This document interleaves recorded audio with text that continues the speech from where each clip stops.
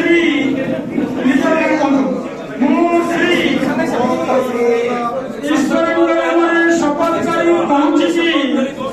शपथ कर पहुंची ईपीटीएफ मिलित प्राथमिक शिक्षक महासंघ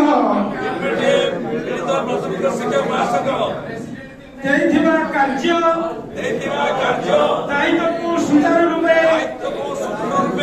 कार्य संपादन करी कौन व्यक्ति संगठन पक्षपातिता नहीं मिलित प्राथमिक शिक्षक उन्नति सदा चेष्टा करी संघीय विचारधारा को प्राधान्य दे